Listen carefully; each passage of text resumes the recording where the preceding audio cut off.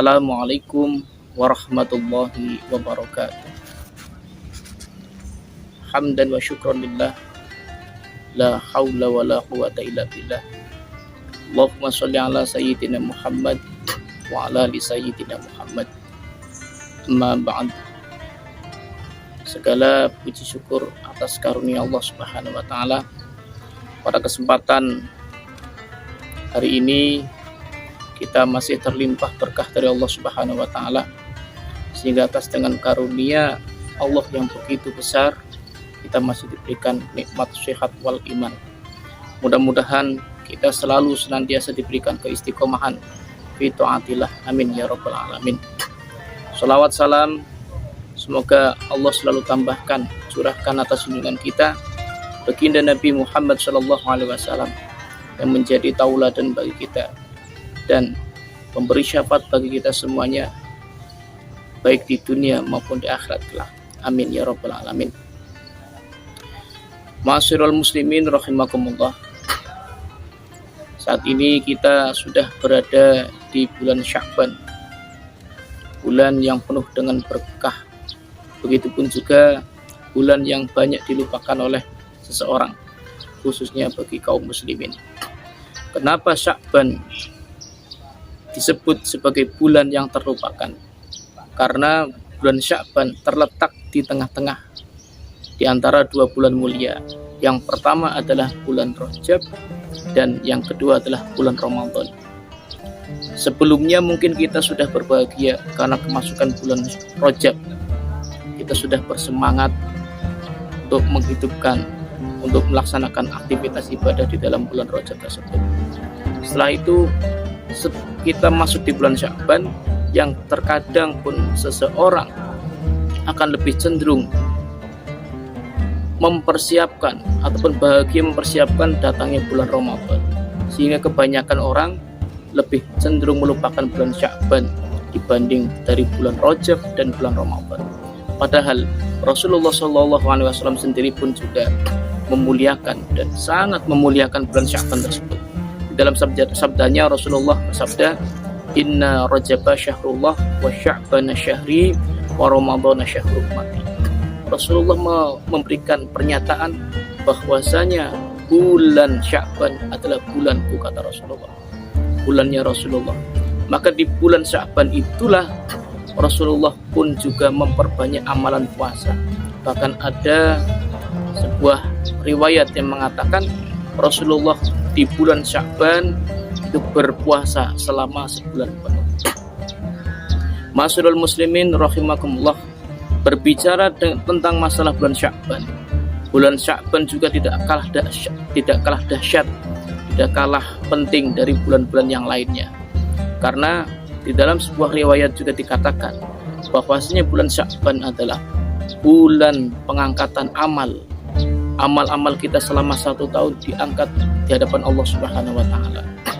Maka ada sebuah riwayat ketika Rasulullah SAW suatu malam, itu tepatnya pada malam nisfu Sya'ban, Rasulullah didatangi oleh malaikat Jibril. Saat itu Rasulullah dibangunkan oleh malaikat Jibril, "Ya Muhammad, qum wa sholli warfa' ra'saka wa yadaika."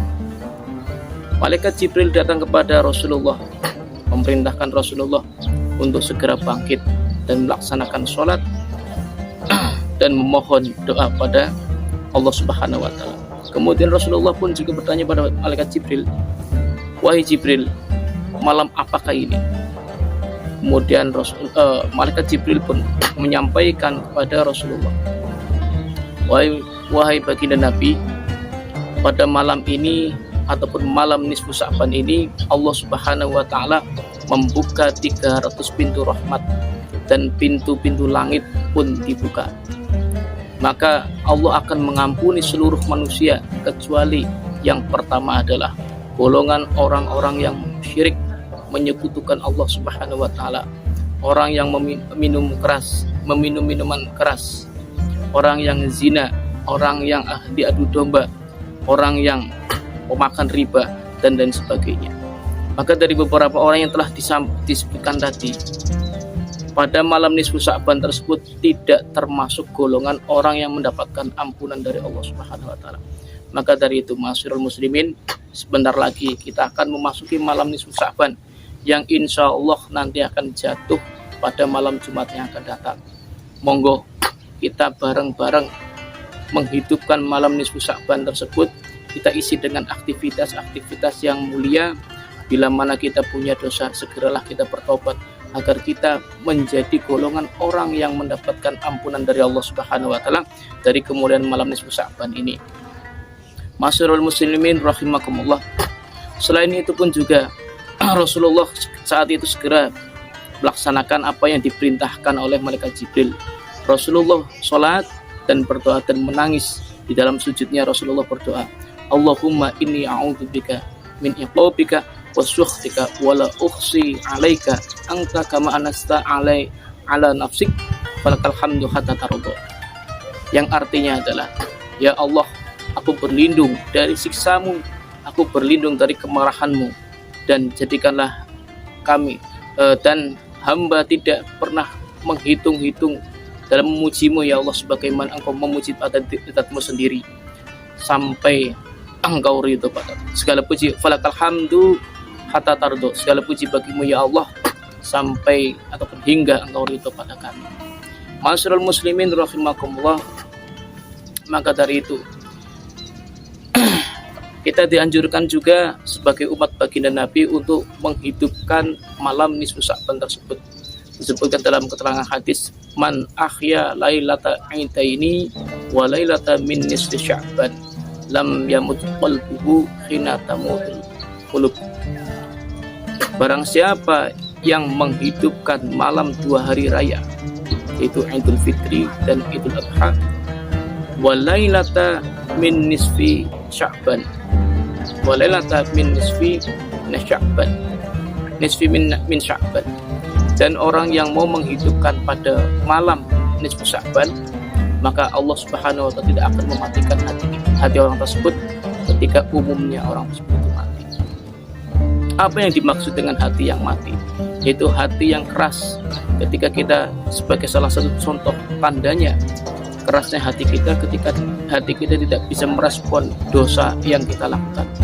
Sebagai contoh, ketika kita melaksanakan dosa, tidak ada rasa penyesalan dan tidak ada rasa ingkar di dalam hati kita. Ini menandakan hati kita sedang sakit, bahkan menjadi mati.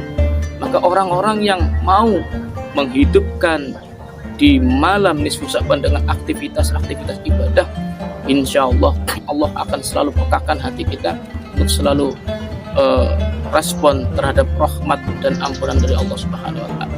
Sehingga ketika kita berbuat dosa, meskipun itu sedikit, meskipun itu kecil, sangat akan berdampak pada hati kita semuanya. Mudah-mudahan kita semua digolongkan oleh Allah Subhanahu wa taala sebagai hamba-hamba Allah yang beruntung, sa'idu fid dunya wa sa'idu fil akhirah. Amin ya rabbal alamin. Maka sebagaimana para ulama memberikan atau mentradisikan di daerah kita, biasanya pada malam nisfu Sya'ban tersebut, habis maghrib kita biasanya dianjurkan untuk membaca surat Yasin 3 kali. Harapannya kita berharap pada Allah agar diberikan umur panjang untuk berkah, diberikan, meminta agar diberikan rizki yang banyak dan barokah, dan kita meminta pada Allah Subhanahu wa taala agar kita diwafatkan dalam keadaan husnul khotimah. Amin amin ya rabbal alamin. Semoga kita selalu dalam naungan lindungan Allah dan kita diberikan keselamatan di dunia wa dunia wal akhirah. Jangan sampai lupakan malam nisfu Sya'ban adalah malam penuh dengan keberkahan. Mari kita berlomba-lomba fastabiqul khairat, berlomba-lomba dalam kebaikan. Amin amin ya rabbal alamin. Akhirul kalam. Assalamualaikum warahmatullahi wabarakatuh.